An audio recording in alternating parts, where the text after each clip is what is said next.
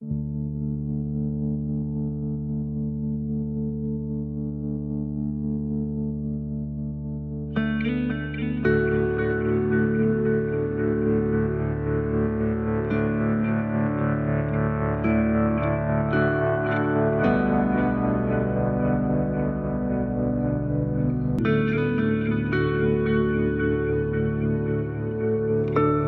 and welcome to Shangri-La's first ever virtual Better Together event.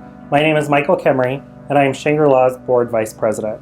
In the midst of COVID-19 turning our world upside down, I'm excited and proud to see Shangri-La take this challenge of taking our annual Better Together luncheon and turning it into a virtual event this year. This way, we can continue sharing Shangri-La's mission as well as have other people join, because truly, we're better together.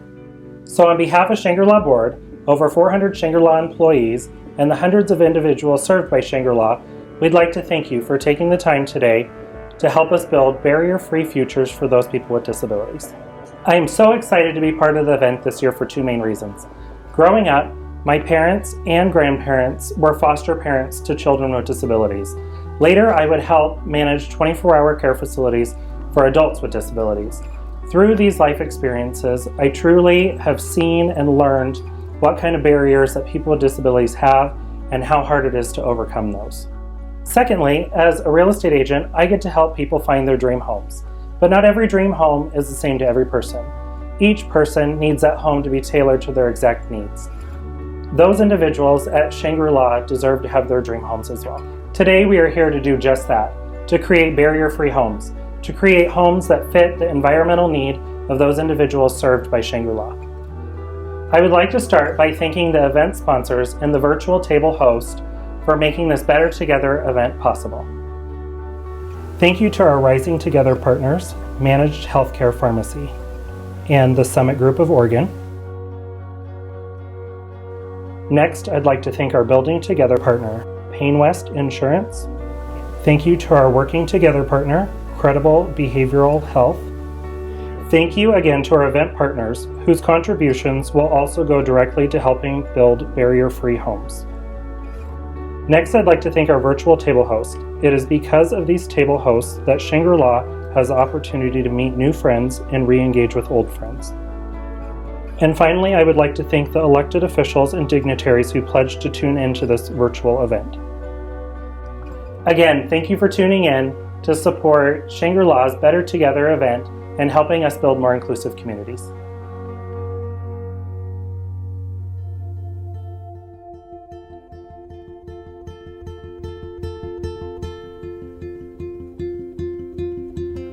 We operate 24 group homes and 18 apartments across 3 counties, and that's Lane, Lincoln, and Marion County. We also provide supports to individuals in their family home or in their own apartment within the community.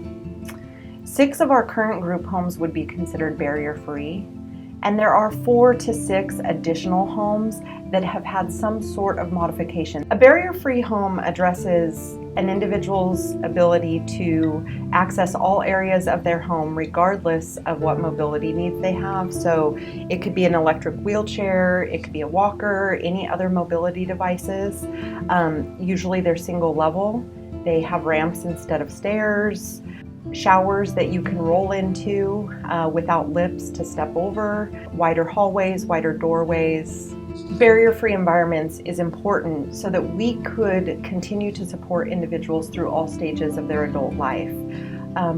We've had quite a few instances where individuals have had to move out of the home that they love, as well as away from the staff that they know or the housemates that they have, just because the environment doesn't suit their needs anymore. The biggest need that we currently have at Shangri-La is a need for bigger barrier-free bathrooms, to where the shower stall allows someone, whether it's in a wheelchair or whether a bench that folds down from the wall, to where the individual and the staff have space to move around, fully utilize the shower, as well as not strain the staff's backs. The safety of our staff is equally important to the health and safety of the individuals we serve. Back strains or back injuries are one of the biggest areas of concern for the role of DSPs, because you're either pushing or pulling, whether it's a wheelchair.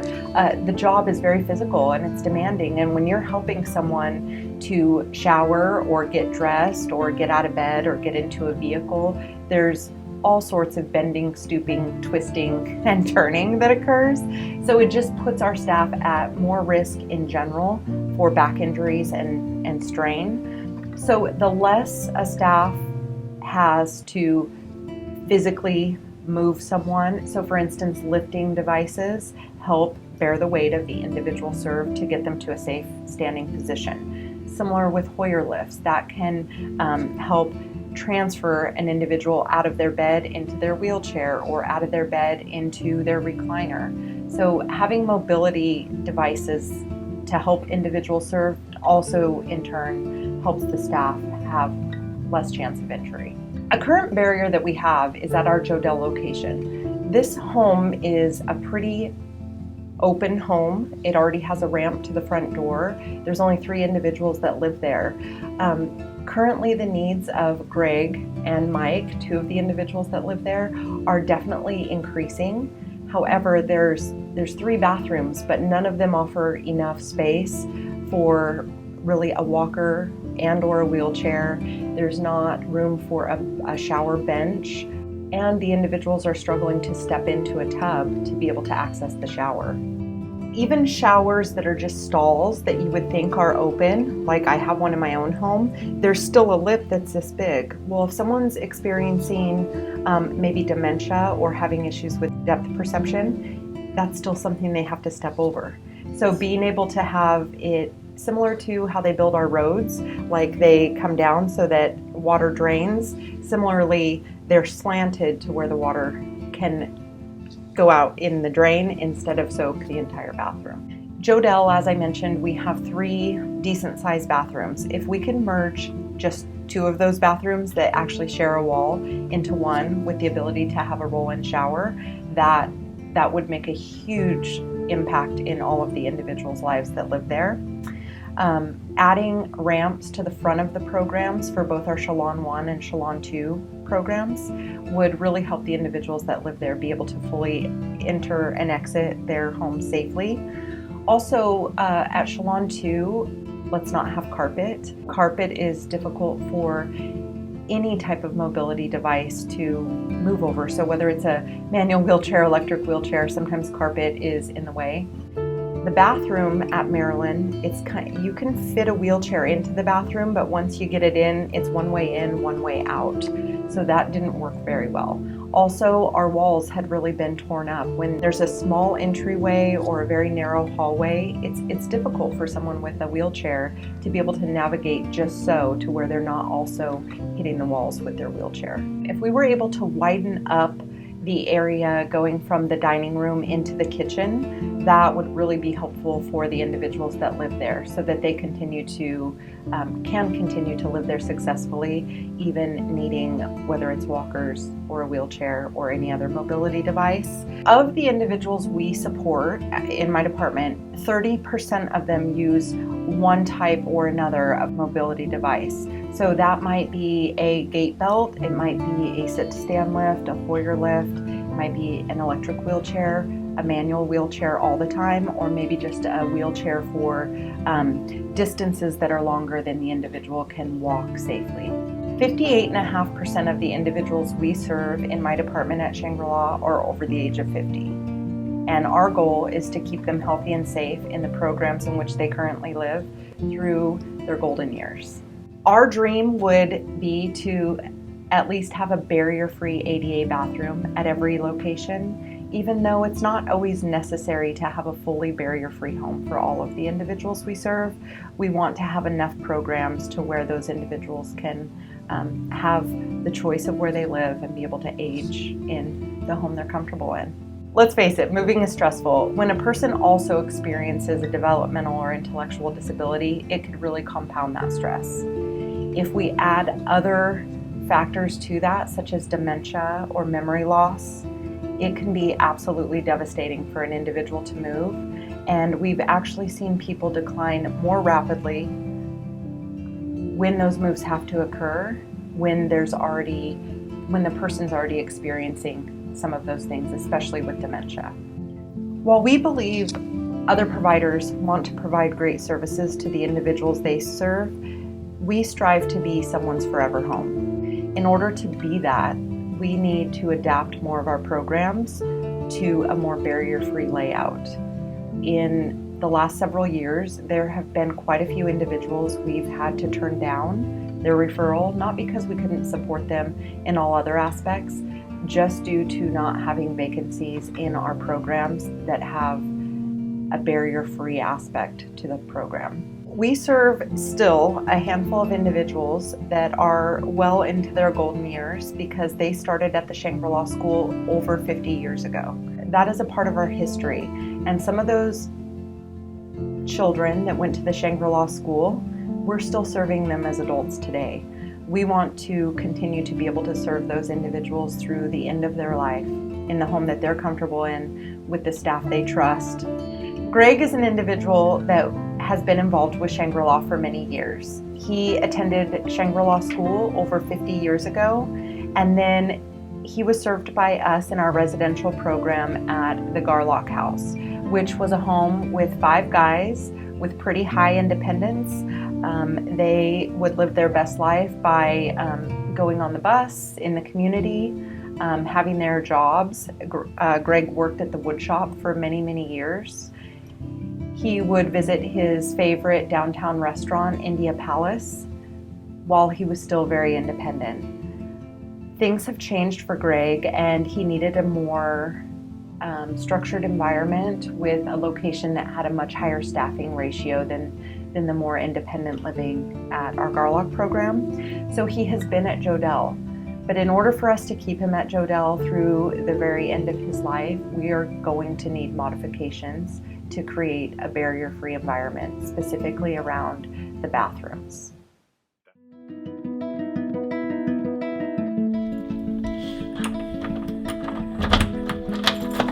This is my room. It's good and clean. Baseball cards, and I got this.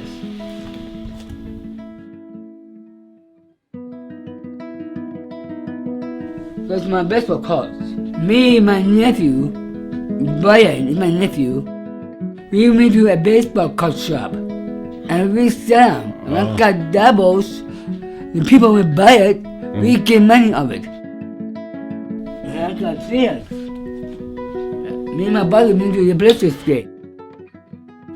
And they got the old toilet places long time ago. And my brother got me this, the World Championship, 1976, 1977. In 1988, when he first moved here from his mom's house. He was a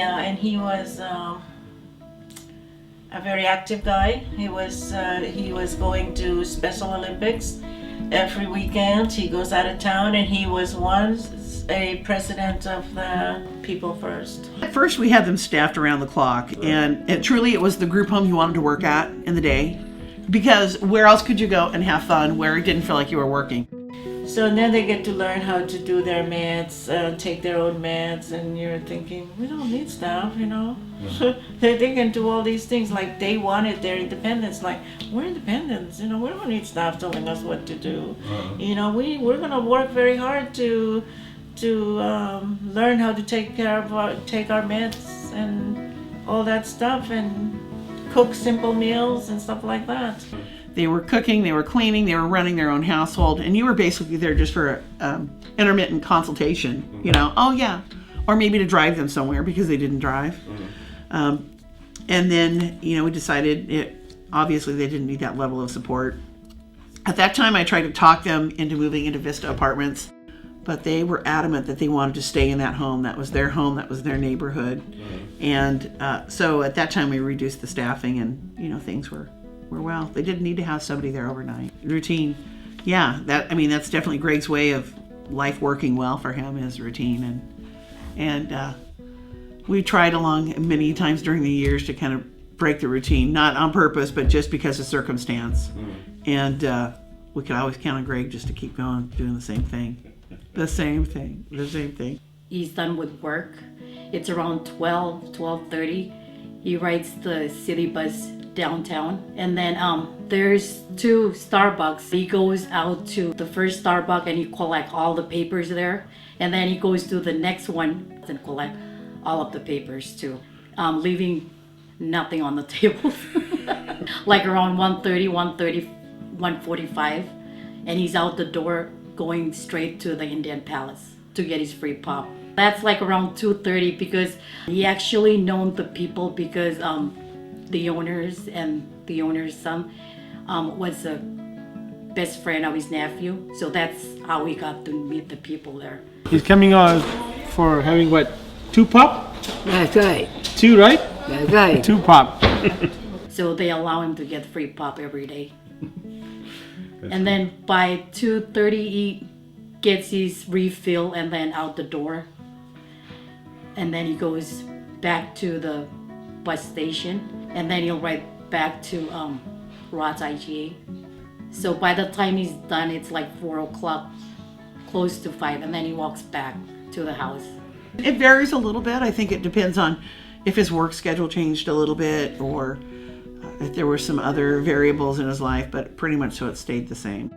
I can still remember 20 years ago, 25 years ago, seeing those guys walking up and down Lancaster in Commercial Street. You know, their mom and dads drove them places and whatnot, but those guys would walk. They would, you know, but they had places to go and things to do.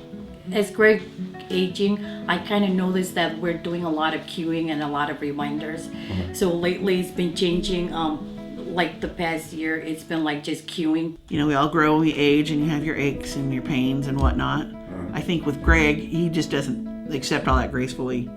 And, you know, his independence has certainly gotten fuller or more independent. But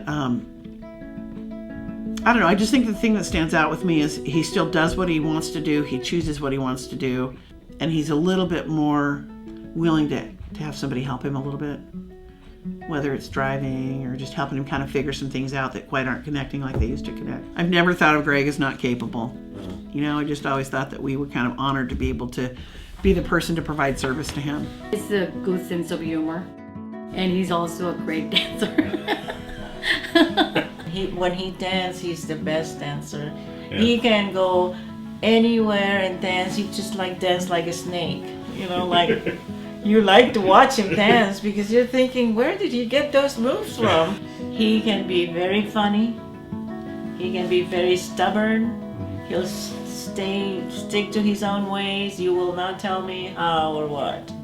You know, but he can be very funny. He's very caring. He's very caring. I don't want to say it's like getting paid for nothing, but because I know that he gets what we. I know that we support him, but I think he gives back so much more. You know. And I got good friends. I got good families.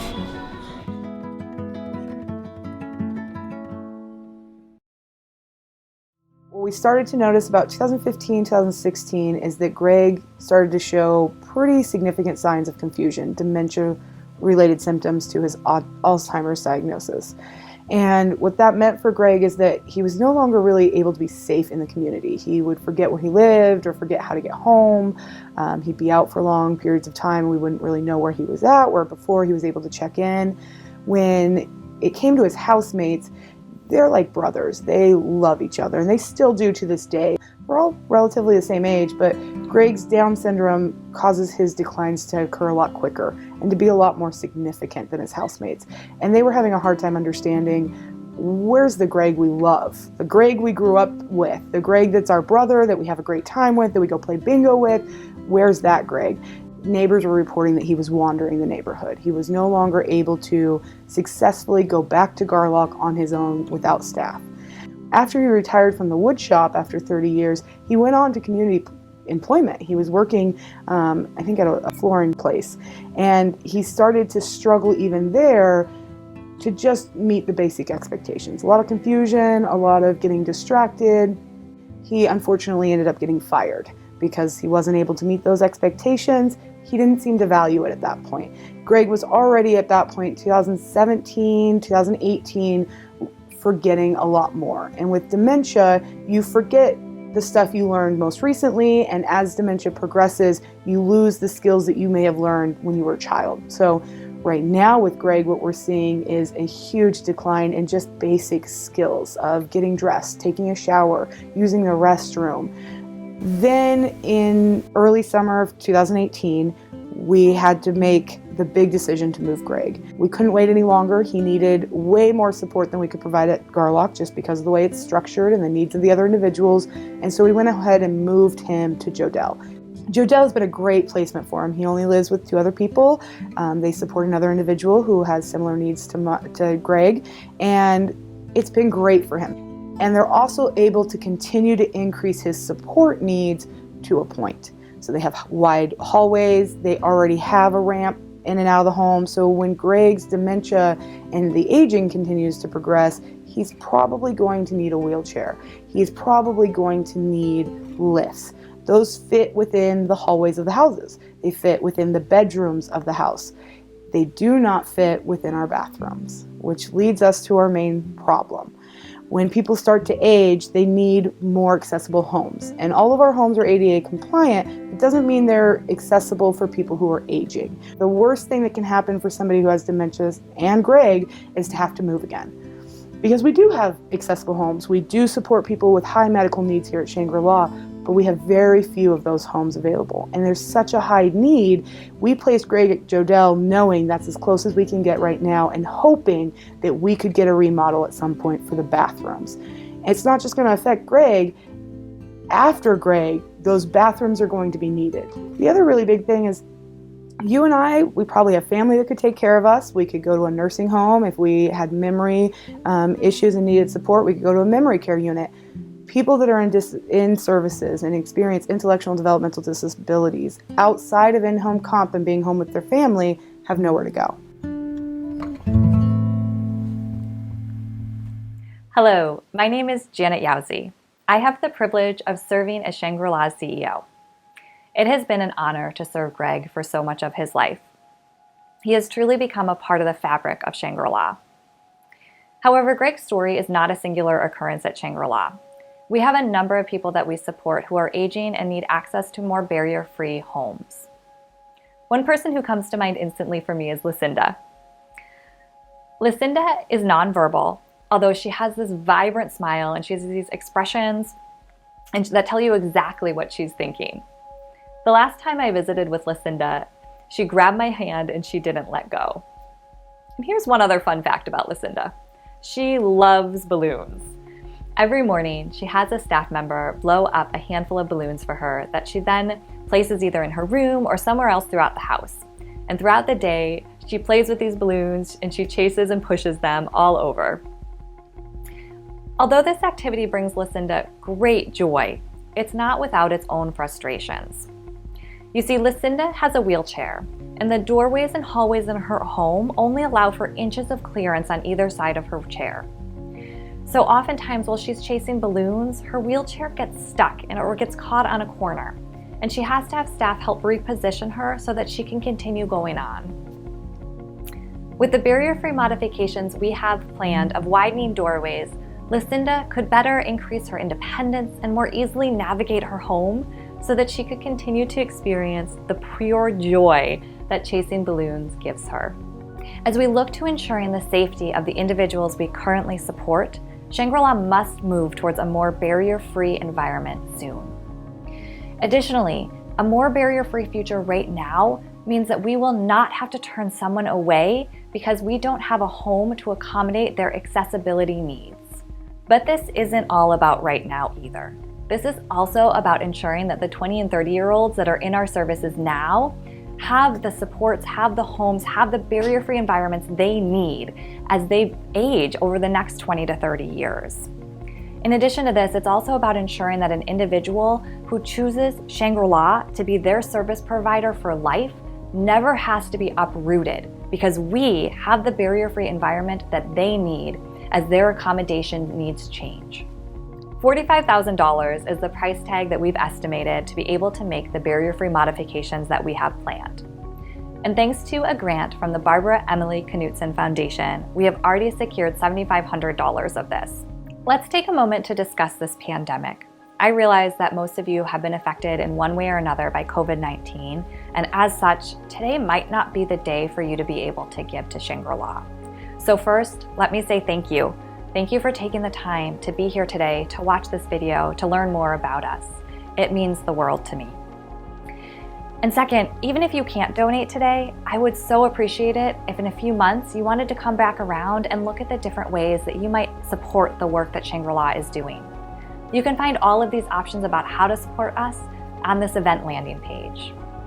And if today you are able to make a contribution and join me in that, I would be so grateful. You can donate by mail, on the phone, or online.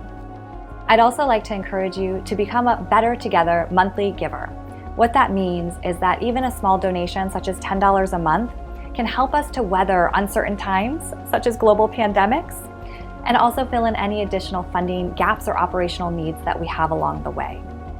We're hopeful that we can get 20 more monthly givers through this event. You can find all of the information on how to donate or how to support Shangri-La in a variety of ways on this event landing page. And once the world allows it, we will put the money to great use, building a barrier-free future for Shangri-La.